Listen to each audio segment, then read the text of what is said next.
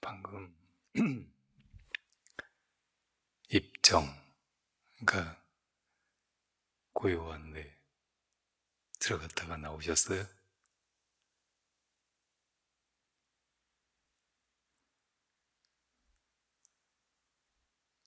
우리 마음속에 언제나 고요한 그대로, 또 세상 모든 소리를 다 듣는 아주 성성한 그대로인 것이 있습니다. 그것을 어떤 때는 고요함이라고 하고 어떤 때는 밝음이라고 하는 거예요. 아주 고요해서 번뇌망상도 소란스러움도 혼란도 어두움도 없고 언제나 밝아서 그거는 깜깜해지는 일이나 잠드는 일, 죽는 일이 없습니다. 부처님께서 깨달으신 것이 그것이고 우리들에게 가르쳐 보이신 것이 바로 그것입니다. 여러분 안에 다 그게 있죠? 그것이 모든 것의 주인입니다. 그것의 주인은 따로 있지 않고 스스로 모든 것의 주인이 됩니다. 자, 여러분들의 그 마음을 타고 500년 전으로 가봐요. 500년 전에 한 사람이 태어났습니다. 그게 여러분이라고 생각해 보세요. 한 남자 아이고 아주 총명하고 준수하게 생겼는데 어머니 아버지가 50대예요. 나이가 드셨어요. 그리고 한 아이가 10살쯤 됐을 때 두 분이 다 돌아가셨습니다. 그 고아가 된 애가 아주 총명하고 너무 귀한 아이라는 소문이 고을에 자자해서 고을의 원님이 데려다가 가르치면서 키웠어요. 하루는 그 원님이 내가 원자를 하나 불러줄 테니까 시를 지어볼 수 있겠니? 하니까 아이가 해보겠다고 했어요. 처음에 기울 사자를 들었어요. 그러니까 그 아이가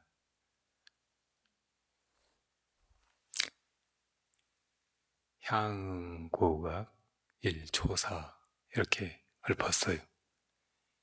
향기 어린 옛 누각에 해가 막 지려 하는데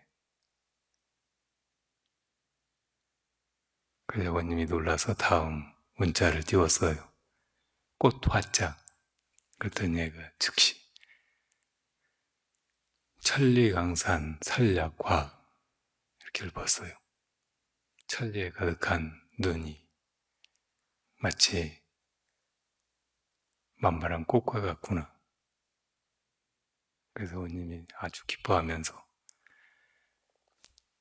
너 내 애다 하면서 길러주고 가르쳐주고 그러다가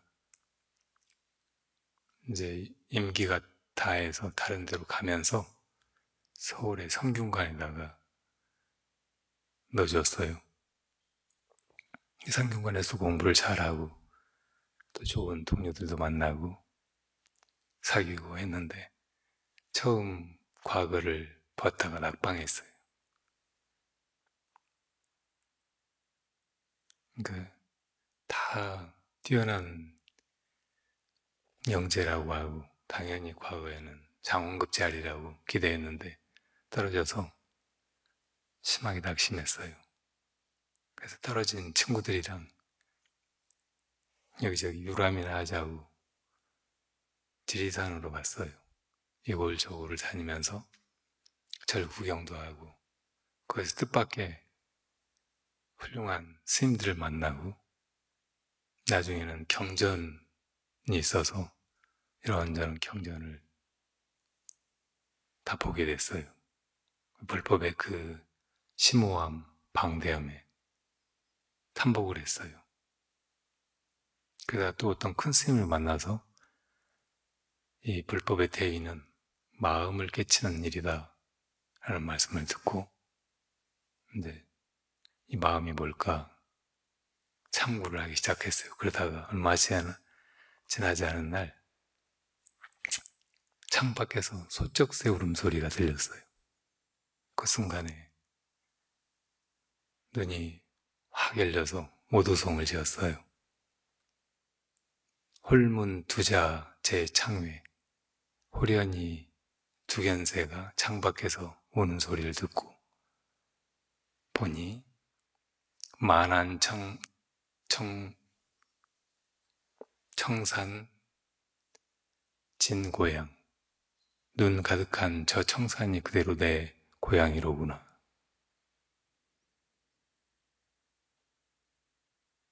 급수길에 홀회수 물 길어 가지고 돌아오다가 고개를 돌려보니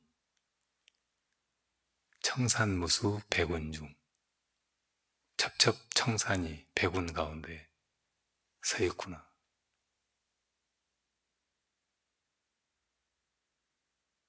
두견새의 소리를 듣고 뭘 깨달았을까요? 마음을 깨달은 거죠. 두견새의 소리 듣는 놈을 깨달은 거예요. 여러분들도 지금 소쩍새가 소쩍 하고 운다고 상상하면 소리가 나죠. 그 소리를 마음속에서 지어내는 놈이 있고 또 그 소리를 듣는 놈이 있다고. 사실은 한 놈이 그 소리를 지어내고 한 놈이 또 그 소리를 듣는 거예요. 그 한 놈, 이놈을 굳이 말하자면 마음이라고 한다. 그 밖에 아까 여러분들이 잠시 입장할 때도 어디서 딱따구리가 나무를 쪼는 소리도 들리고 또 다른 새가 우는 소리가 여러 차례 들렸는데 그 소리가 딴 데서 난 게 아니고 그 새가 운 게 아니고 여러분 마음 속에서 난 거예요. 그 소리를 들은 것도 여러분 귀가 아니고 여러분 마음이 들었다고. 지금도 딱따구리 소리 상상하면 그 소리가 나잖아요. 그리고 그 소리를 또 어떤 놈이 듣는다고. 그 소리를 내고 듣는 놈, 이놈을 마음이라고 한단 말이에요. 알고 보면 새소리나 바람소리나 또 저 나무가 푸른 거나 물이 흘러가는 거나 다 여러분 마음속에서 나오는 거예요. 여러분 마음이 그런 모습으로 드러난 거예요. 그러니까 그렇게 보면 밖에 보이는 모든 것, 들리는 모든 것이 마음 아닌 것이 아무것도 없어요. 이게 바로 고향 소식이에요. 고향이 어디 딴 데 가서 찾으려고 하면 너무 많이 변해버려서 여기는 고향이 아니로구나 이런 생각이 들 거예요. 제가 한 10여 년 전에 제 고향이라는 데를 가봤더니 그리고 뒷동산이랑 여기저기 올릴 때 놀던 데를 가보니까 고향 없더라고요. 그렇게 찾아서는 고향이 다 사라져버리고 이제 더 이상 거기는 가볼 수 없구나 이런 실향민의 심경밖에 느껴지는 게 없을 거예요. 근데 이 모든 것이 다 마음에서 나오고 이 모든 것이 다 마음의 모습이고 또 이 드러난 것을 보고 듣고 하는 것이 또 여러분의 마음이라는 것을 알면 고향 찾아 어디 갈 일이 없다고. 지금 눈 뜨고 보는 이대로가 다 고향의 풍경인 거죠.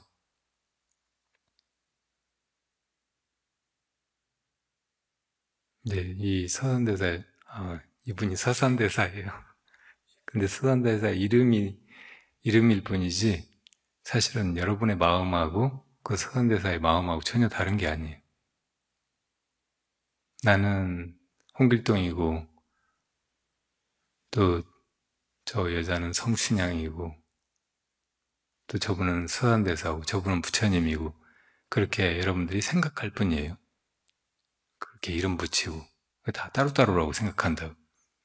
근데 이 세상의 수많은 소리로 또 모습으로 또 우리 몸뚱이로 드러나는 그 본래 마음, 이건 내 것이 없어요. 다 하나라고요. 그래서 마음을 어떤 때는 일심이라고 하죠. 서원대사도 그 일심을 깨달은 거고 부처님도 그 일심을 깨달은 거고 여러분들도 만약에 깨닫는다면 그 일심을 깨닫는 것뿐이에요. 나중에 서원대사는 또 한 번 더 크게 깨닫습니다. 어느 날 낮에 닭 울음소리를 듣고 깨달았어요. 그때 지은 개송은 이래요.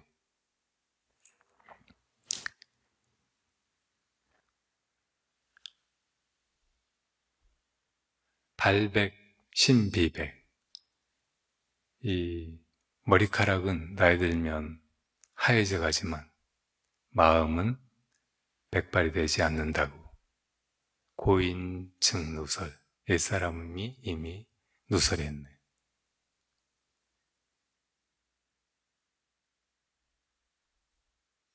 금문 일개성. 막 닭이 한번 우는 소리를 듣고 장부 능사필, 장부에 할 일을 다 마쳤구나.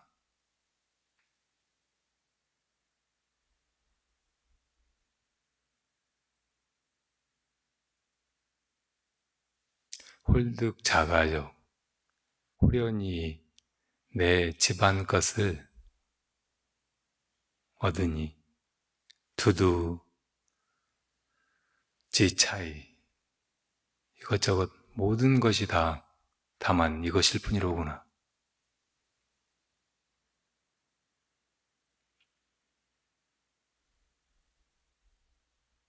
천만 금보장, 천만의 대장경이라 해도 원시 일공지. 원래는 이것이 빈 종이었을 뿐이네. 이렇게 읊었어요. 다 본래 마음일 뿐이에요. 그리고 내 집안에 있던 거예요. 내 보물이라고. 어디 가서 새로 얻은 것이 아니고 이 마음이 가장 값진 것이고 원래 있는 것이고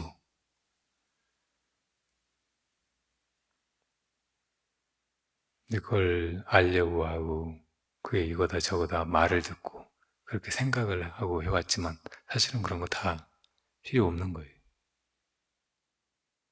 그리고 알고 보면 이것저것 따로라고 이 사람 저 사람 다 별개의 사람이라고 생각해왔던 것이 잘못이지 다 본래 그 한 마음일 뿐이라고요. 이 세상에 여러 가지 진리가 있죠. 직각삼각형 안에는 피타고라스 정리라는 것이 있잖아요. 근데 그 피타고라스가 그 정리를 발견해서 직각삼각형에서 직각을 이루는 두 변의 제곱의 합이 그 빗변의 합과 같다라는 것을 말로 이야기하고 설명하기 전에도 그 정리는 그대로 있었잖아요. 직각삼각형 안에는. 이렇게 원래 그런 거예요. 원래 있는 거예요. 그러니까 이 세상 모든 것이 다 본래는 내 마음, 우리의 근원인 그 일심이라는 거, 이건 원래 있던 거예요. 근데 그 이치를 부처님이 우리들한테 가르쳐 보이려고 팔만대장경을 설하셨다고요. 그렇다라고. 그러니까 팔만대장경 들춰보면 다 이 모든 게 다 마음이라는 말씀이에요. 근데 그 말이 있어서 비로소 그게 진리가 된 게 아니고 원래 이 모든 것이 다 내 마음이라는 건 말 이전에 있던 사실이잖아요. 그러니까 그걸 막 종이에 기록해가지고 이것만 부처님 가르침이고 경전이다 이렇게 할 필요도 없는 거예요. 차라리 글자 없는 빈 종이가 원래 그대로의 진리의 모습이시.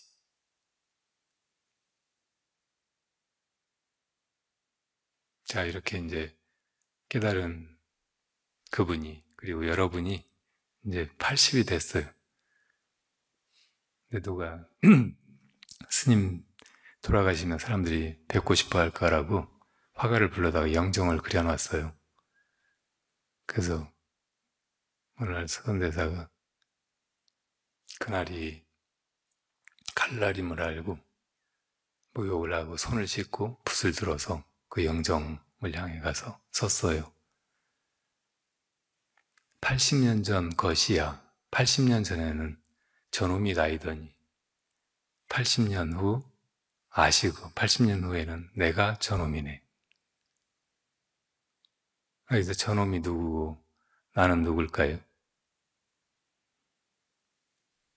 우선은 저놈은 언제나 그대로 있는 한 물건, 태어나지도 않고 죽지도 않고 나이 들지도 않고 변하지도 않는 그대로인 그놈, 마음.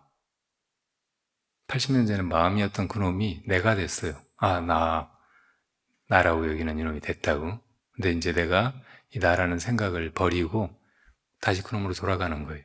80년 후에 오늘. 그리고 또 더 이제 밖으로 나와서 보면 80년 전에는 나는 본래 형상이었고 육체가 아니었던 놈인데 육체 속에 들어갔어요. 내가 저놈이 됐다고. 그러니까 저놈이 내가 된 거죠. 내 몸이 된 거예요.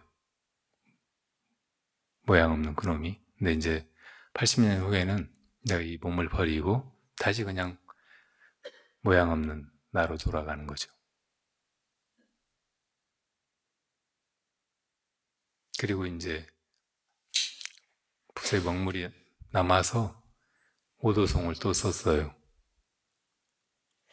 아, 열반송이라고 하죠. 열반에 들어가는 노래.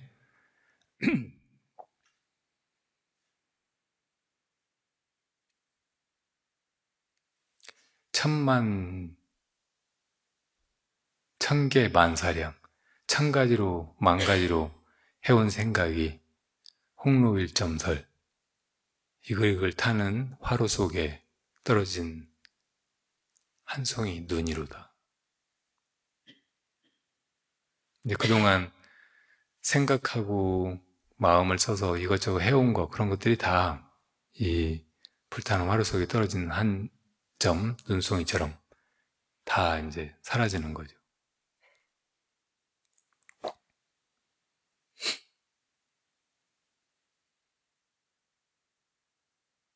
그리고 뭐였더라?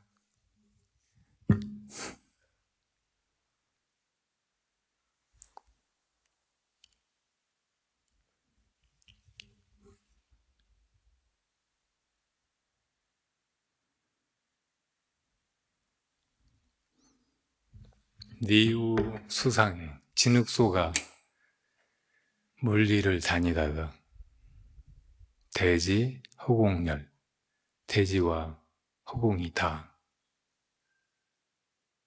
찢어져 버렸구나. 진흙소가 물 위를 다녔다. 진흙소가 물 위를 다니면 어떻게 되겠어요? 조금씩 녹아서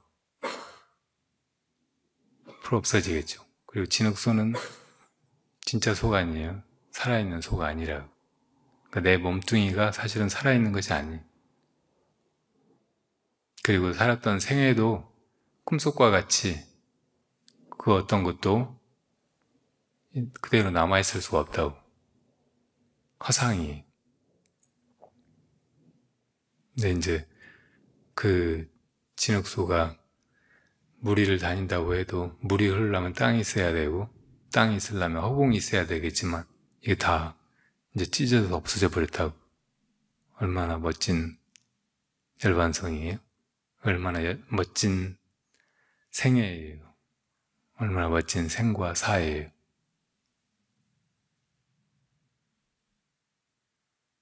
자, 여러분들이 지금까지 몇십 년 살아오고 또 부처님이라는 분이 계시고 부처님이 깨달으신 분이고 또 뭘 가르치셨고 여러분들도 그런 길로 나아가서 같은 깨달음을 이루어야 된다고 하셨다고 하고 그래서 여러분들도 그 길로 간다고 그래도 세상 사람들보다는 그렇게 정신없이 헛된 것을 쫓아서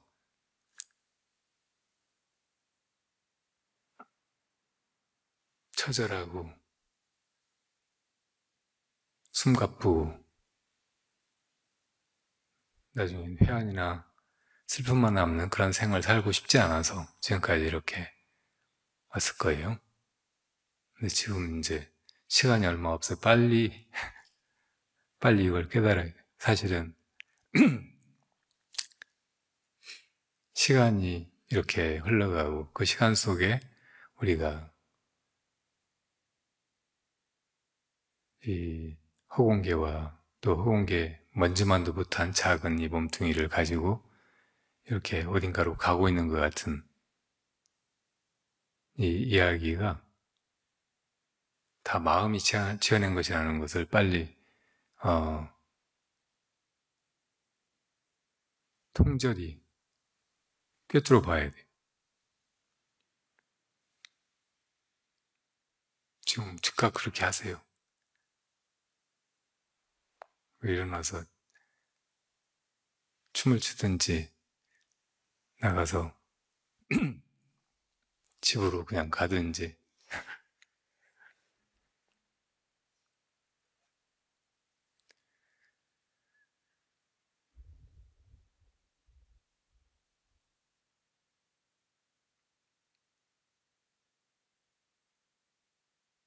이 아름다운 한 분의 삶과 또 이 삶을 여의고 본래자리로 돌아가는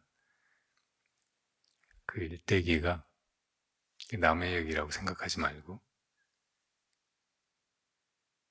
그게 여러분 마음의 이야기이고 여러분 마음의 꿈이라고 그렇게 보면 그대로예요. 따로 깨달음을 구하거나 부처님이 되기를 혹은 조사 스님 같아지기를 그렇게 바라는 것도 허망한 망상이에요.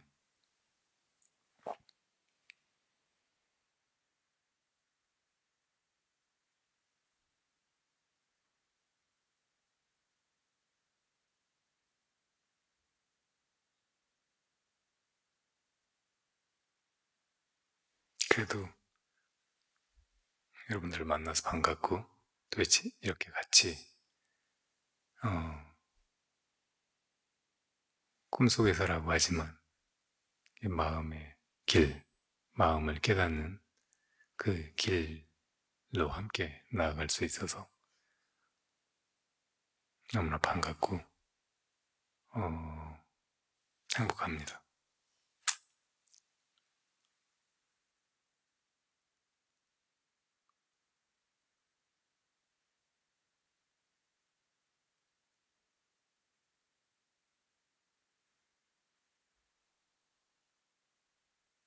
수련회 처음 오신 분 손 들어보세요. 네, 많으시네. 지금 제가 하는 얘기 얼떨떨해요. 재밌었어요? 네, 다행이에요.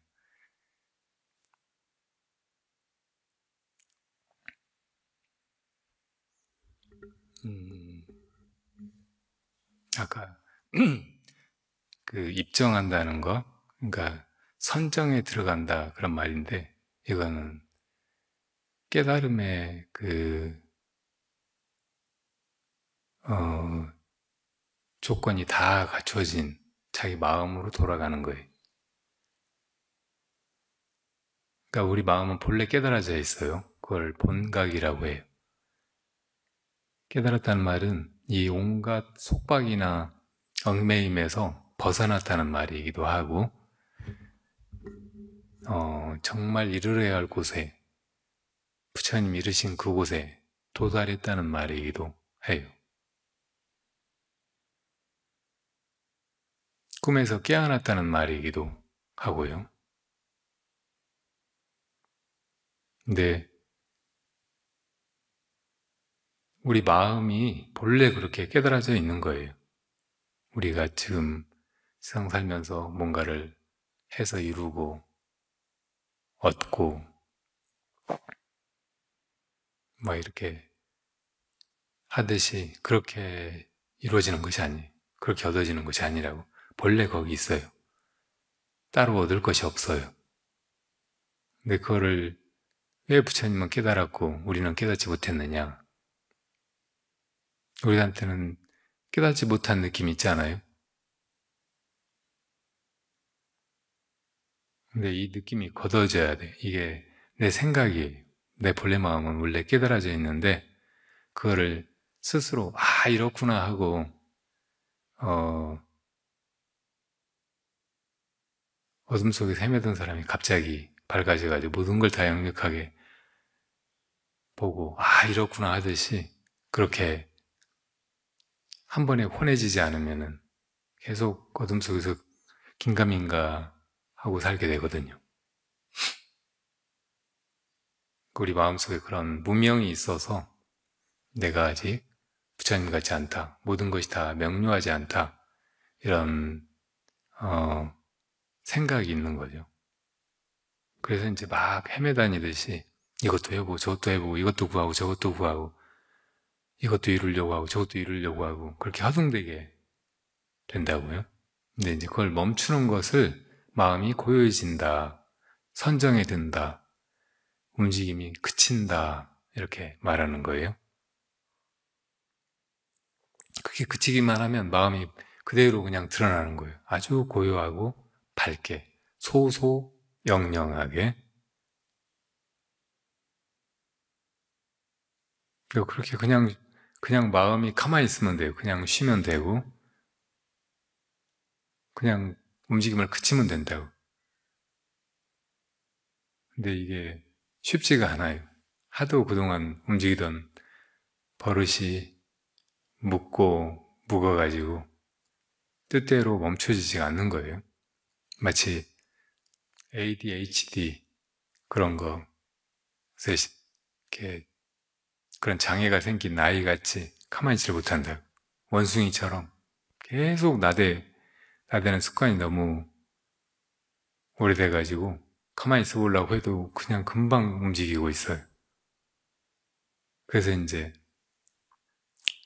방편이라는 것이 필요하다고. 방편. 근데 그 방편 중에 가장 순한 방편을 화두라고 해요. 화두.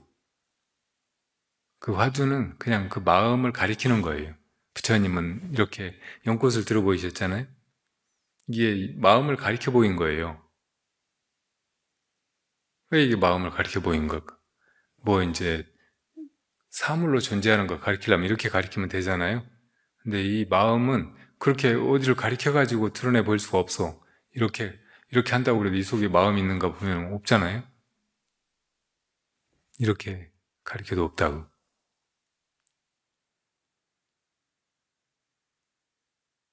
그럼 이걸 어떻게 가리켜요?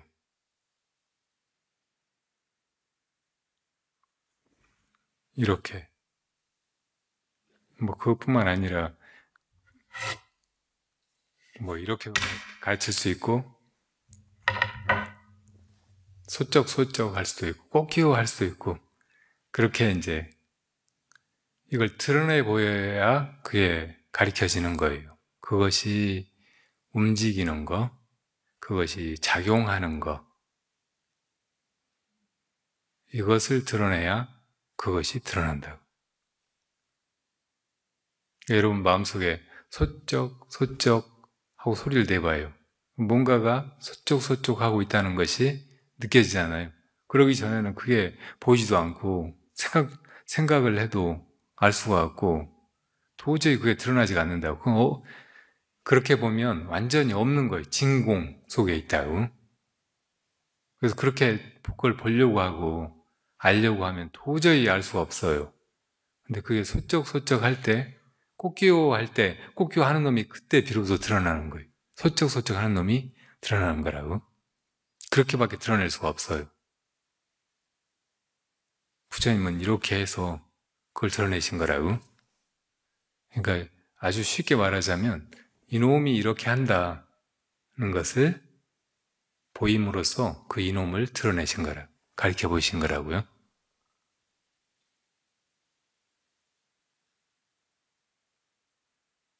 그래서 어떤 분은 그게 뭐냐고 하면 이렇게도 하고, 어떤 분은 그게 뭐냐고 하면 이렇게도 하고, 어떤 분은 그게 뭐냐고 하면 이렇게도 하고 하는 거라고요. 여러분도 그거 다 가지고 있고 내가 그게 뭐냐고 물어보면 그렇게 드러낼 수만 있으면 하나도 다르지가 않아요. 부처님이나 서른대사나 또 다른 수많은 조사들과.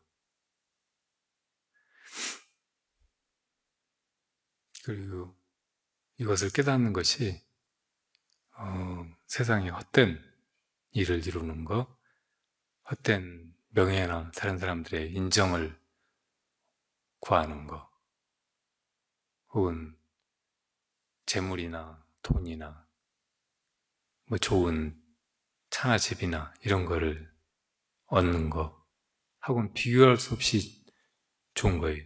중요한 거예요. 그리고 이건 영원에서 잃어버리지도 않게 된다고. 여러분의 재산이나 명성이나 심지어는 몸뚱이나 다 결국은 잃어버리지만 그놈은 늙지도 않고 심지어는 병들지도 않고 죽지도 않고 그렇단 말이에요. 그러니까 그거를 깨닫기는 깨달아야 되는데 그게 깨달으려면 마음이 움직임을 그쳐야 된다는데 그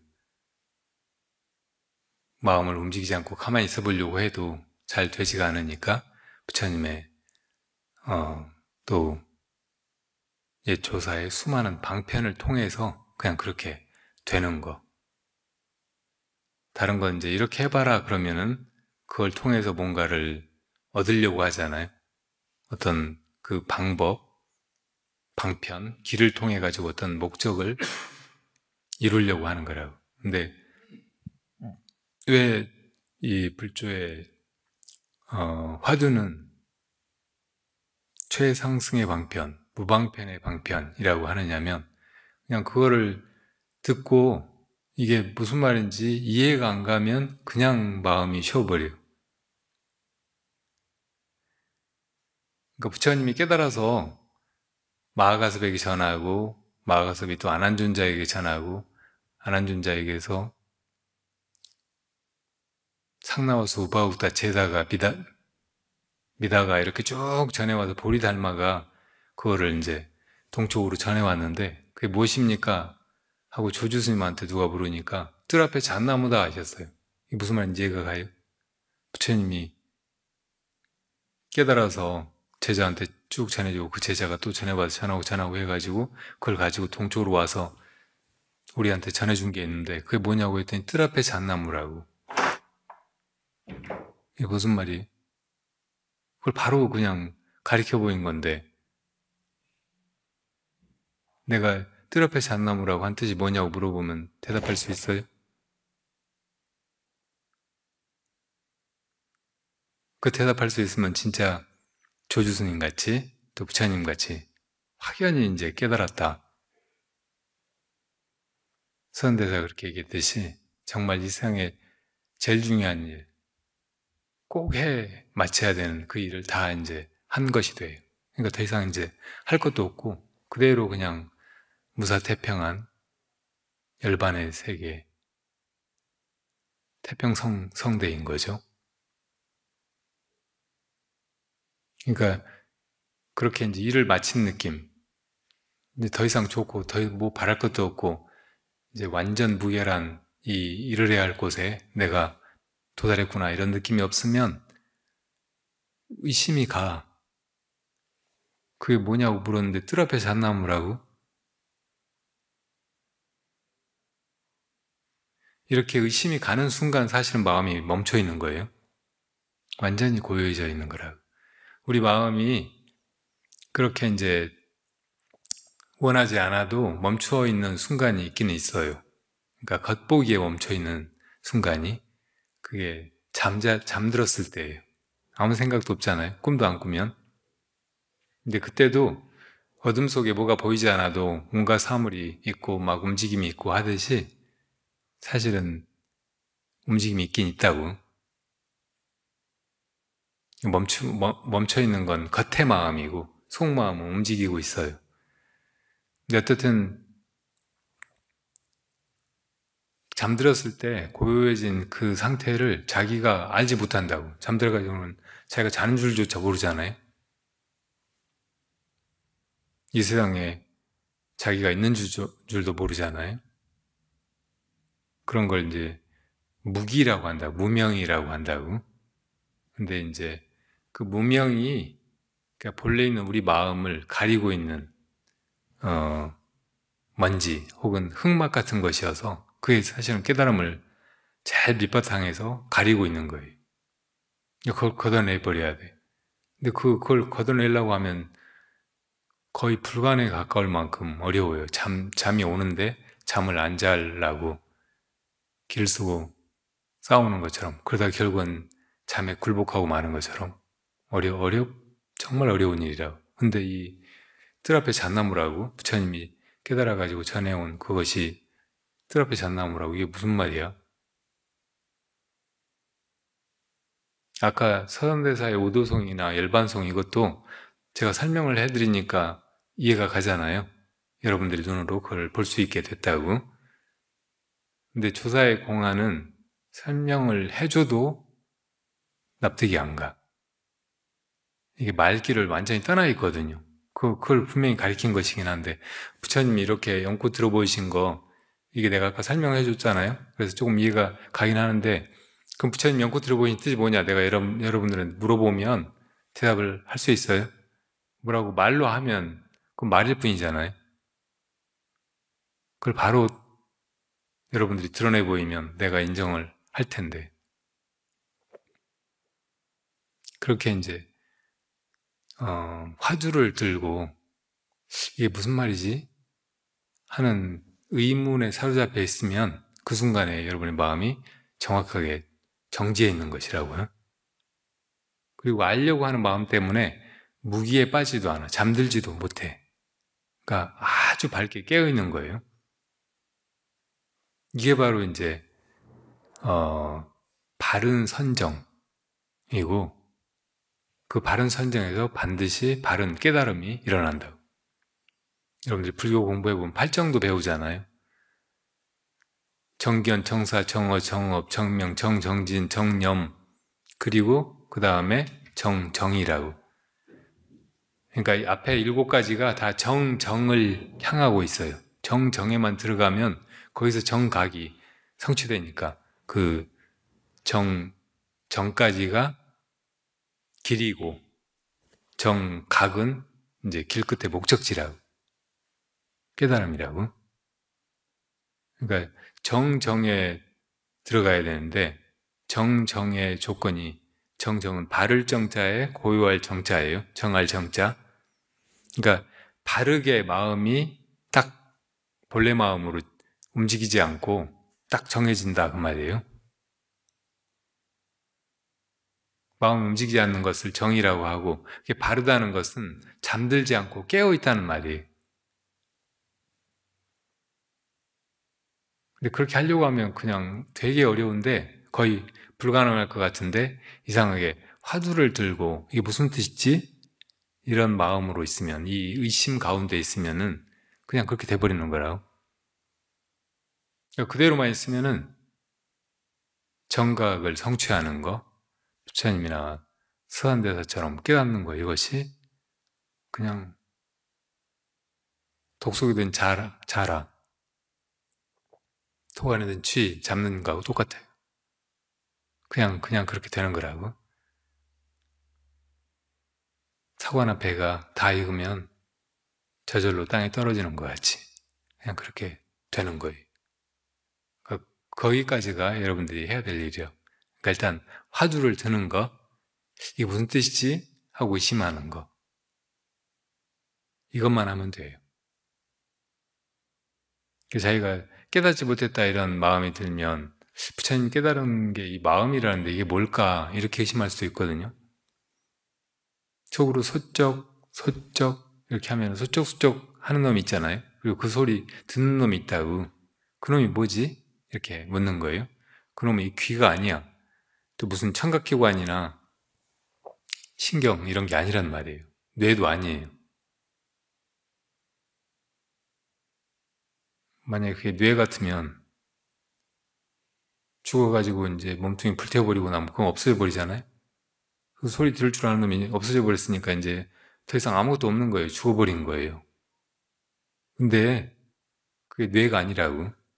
신경도 아니고.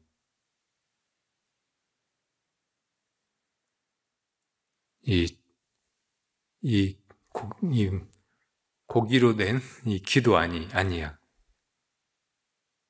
그러니까 그게 뭘까? 이렇게 의심해 보면 돼요. 그거를 이목고라고 한다. 무슨 소리가 나면, 이 소리 듣는 이게 뭐지? 이렇게. 뭘 보고 있으면 지금 이걸 뭐가 보고 있지? 이게 눈이, 눈동자가 보고 있는 것도 아니고, 시신경이 보고 있는 것도 아니고, 뇌가 보고 있는 것도 아니고, 그걸 통해서 뭔가 보고 있잖아요? 그리고 그게 그런 뇌나 이런 걸 통하지 않고도 지가 엄마 얼굴을 생각하면 엄마 얼굴 떠오르잖아요? 그리고 그걸 보잖아요? 그러니까 이놈이 뇌가 아니에요. 무슨 뇌과학자 무슨 다른 과학자들 얘기 듣고 그걸 뭐 뇌나 뭐 신경이나 유전자나 뭐 이런 것들이 한다 이렇게 착각하면 안 돼요. 그 내가 하고 있는 거잖아요, 내가. 내가 무슨 뇌야. 내가 무슨 유전자예요. 그러니까 그 나라고 하는, 진짜 나라고 하는 놈, 들을 줄 아는 놈, 그 놈을 깨달아야 된단 말이에요. 그 놈은 죽지 않는 놈이니까. 그 놈을 바로 의심하는 것을 이목고라고 하는 화두라고 해요. 이목고. 이것이 무엇인가. 그걸 이제 충분히, 이런 존재가 있구나. 이게 언제나 그대로 있구나. 이건 뭐 줄어들거나 없어지는 것도 아니고,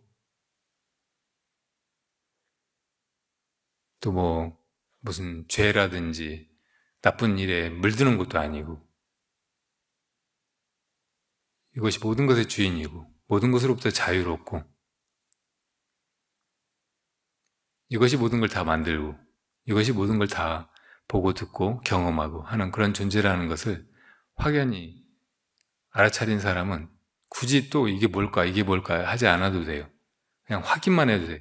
무엇이 이렇게 볼 줄 아는가? 무엇이 이렇게 들을 줄 아는가? 무엇이 이렇게 생각할 줄 아는가? 무엇이 이렇게 말할 줄 아는가? 무엇이 이렇게 몸뚱이를 움직일 줄 아는가? 그걸 새로 막 알려고 보려고 하는 게 아니고 그걸 자각만 해도 된다고요? 그건 훨씬 재밌고 쉬워요. 그렇게 화두를 해가도 돼요. 무엇이 이렇게? 이것이 무엇인가가 아니고 무엇이 이렇게? 언제나.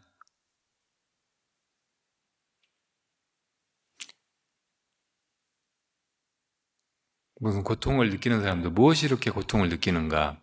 이렇게 물으면 고통으로부터 자유로워요. 우울할 때도 무엇이 이렇게 우울해하는가 하면 이 무엇은 우울하지 않다고.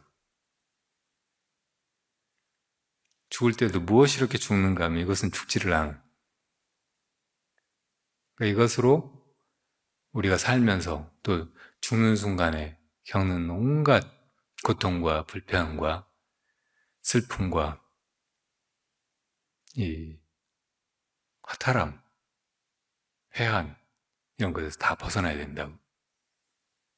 그게 바로 부처님이 가르치신 거고 지금 여러분들이 이 수련회 와서 해가려고 하는 일입니다.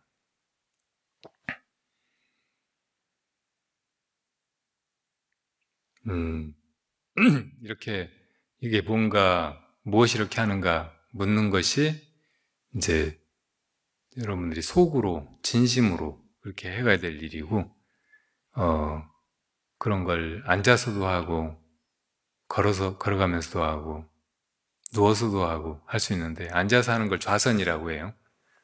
좌선은 여기 앞에 부처님은 서 계시지만 또 이제 이쪽에 부처님은 이렇게 다리 하나만 무릎에 얹고 있지만 그리고 의자 같은 데 앉아 있지만 보통 다른 데 불상은 가부좌를 하고 앉아 있잖아요. 결가부좌라고 다리를 꼬고 앉아 있어요.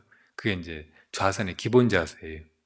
그러니까 여러분들이 좌선할 때는 그런 자세로 앉아서 할 거예요. 사실은 좌라는 게 아까 말한 선정에 들어가는 거예요. 마음이 움직이지 않고 그치는 거, 움직임이 그치는 거. 그리고 선은 잠들지 않고 깨어있는 거예요. 그러니까 아까 말했듯이 화두를 들고 그 의심만 분명하면 마음이 저절로 고요해지고 저절로 밝게 깨어있게 되는 건데 그거를 이제 몸에 똑같이 그렇게 하는 것이 또 좌선이라고 할 수 있어요. 몸이 눕거나 이렇게 그냥 게으르게 바보같이 이렇게 쭈그러져 있는 게 아니고 그래도 단정하게 있는 거 그리고 막 어지럽게 움직이고 하지 않고 고요해져 있는 거 이것이 앉아있는 자세잖아요. 이렇게 가부좌하고 앉아서 허리를 바르게 펴고 그리고 손도 움직임을 멈추고 이렇게 보통은 오른손 위에 왼손을 얹고 이 엄지손가락을 이렇게 붙여서 이 손 날 부분이 아랫배에 가서 닿게 이렇게 앉는 거 그리고 이 정수리가 이 자기 단전 위에 수직으로 놓이도록 그러니까 단전은 자기 배꼽에서 손가락 3개 정도 아래 그리고 속으로 손가락 3개 정도 들어간 지점 그쯤에 있다고 생각하면 돼요. 거기에 이 정수리가 편안하게 놓여 있다. 그러니까 이 편안하게 놓이려면 허리를 펴야 돼. 그런데 긴장하면 안 돼요.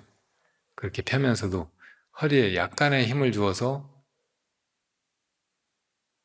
그러니까 사실은 우리 몸이 앉아있으려면 지구의 중력이 자꾸 땅으로 끌어당기니까 거기에 저항하느라고 속에 자기도 모르게 조금 힘을 주는 거예요. 힘이 조금 있으니까 그래도 허리를 펴고 앉아있는 거라고. 근데 허리를 바르게 펴면 더 이제 자기 안에 그 각성력이 깨어나고 그리고 마음이 어지럽던 것이 이제 크게 노력하지 않아도 고요해진다고. 그리고 막 뭘 구하는 마음이 있으면은 정신없이 이제 움직이고 막 그렇게 되는데 그걸 그치고 이렇게 있으면은 이제 오직 지금 무엇이 이렇게 하고 있는가, 이렇게 앉아 있는가, 이렇게 숨 쉬고 있는가, 이렇게 앞을 보고 무슨 소리가 들리면 듣고 있는가 이렇게 묻는 것을 할 수 있게 돼요. 다른 건 다 그치고 그러니까 오직 물을 뿐인 상태로 들어가는 거예요. 그러니까 처음에 시작을 무슨 소리 듣고 이 소리를 뭐가 들었지? 무엇이 이렇게 소리를 들었지? 이렇게 시작한 다음에는 그 다음에 자기를 보면 자기가 묻고 있잖아요. 무엇이 그렇게 했는지 묻고 있다고. 그 다음에는 묻고 있는 이것이 무엇인가 혹은 무엇이 이렇게 묻고 있는가 이렇게 돌아오면 더 이상 이제 다른 움직임이 있을 수가 없어요. 무엇이 이렇게 묶고 있는가? 또 무엇이 이렇게 묶고 있는가? 또 무엇이 이렇게 묶고 있는가?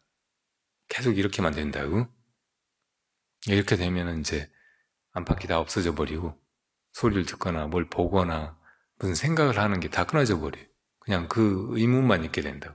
이렇게 이제 의심만 남아있게 모든 걸 다 보고 듣고 생각하고 하는 걸 그쳐버리는 거, 몸의 움직임을 그치는 거, 이것이 완전하게 선정에 들어간 거예요.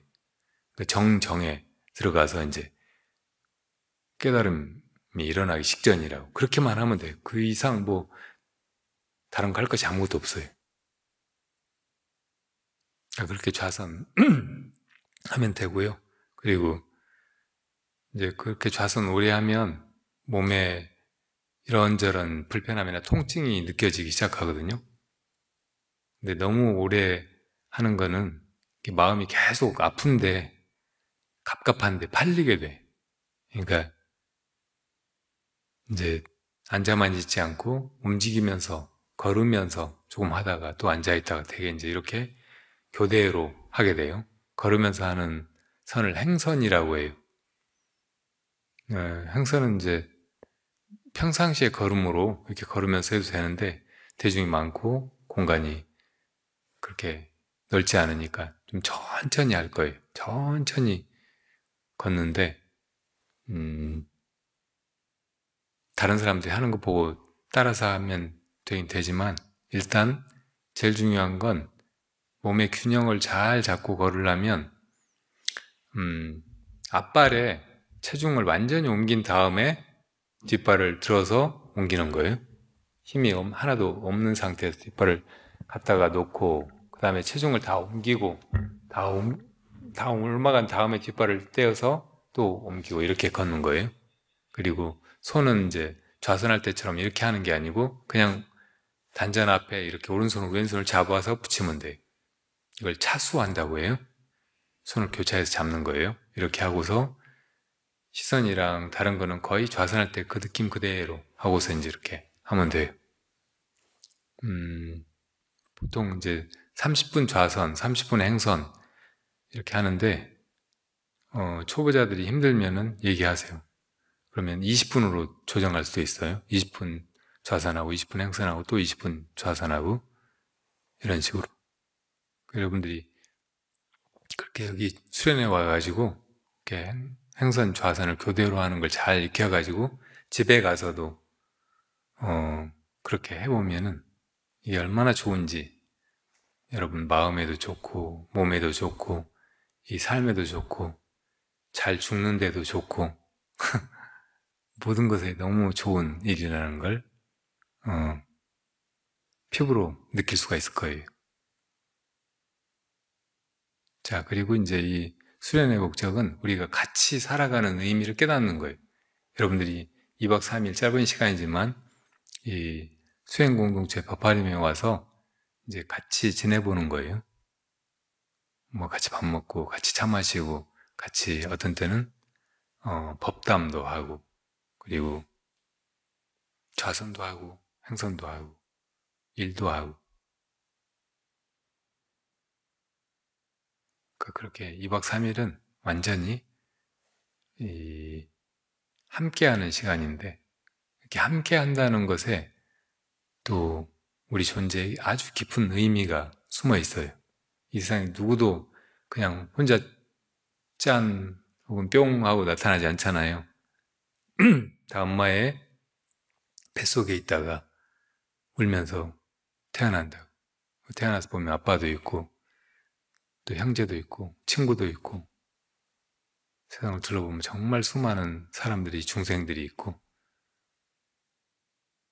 이 많은 생명들 속에 나도 이 보잘것없는 하나의 몸을 가지고 이렇게 살아가는데 살다 보면 세상이 만만치가 않죠. 수없이 많은 경쟁과 싸움, 목숨 건 그런 피 튀기는 전장과 같다는 것을 다 느낀다. 근데 이 공동체는 우리가 이 수많은 갈등이나 대립이나 분별 이걸 떠나서 본래 하나인 우리의 참 마음으로 함께 돌아가자는 뜻에서 이렇게 같이 해나가는 거예요. 그러니까 서로를 그런 길동무, 좋은 도반으로 그렇게 여기고 서로 그 길을 방해하지 않고 어떤 때는 도와주고 또 믿어주고 잘 따라주고 막 이렇게 하면서 같이 가는 거예요. 그러면 비로소 이렇게 살아야 되는데 옛날부터 이렇게 살았어야 되는데 앞으로도 이렇게 살아야 될 텐데 그런 마음이 저절로 들 거예요. 그게 여러분들이 이 좋은 가을날에 황금과 같은 시간을 기왕 이렇게 같이 하는 시간에 할애했으니까 이 시간이 아주 값지고 큰 보람으로 결실로 여러분들에게 안기기를, 그리고 여러분들이 그 씨앗 중에 일부를 또 다시 법계에 뿌려서 수많은 중생들과 함께 저 부처님의 완벽하고 가없고 지극히 좋은 그 본래 마음 고향에 돌아가는 길이 되길 바랍니다.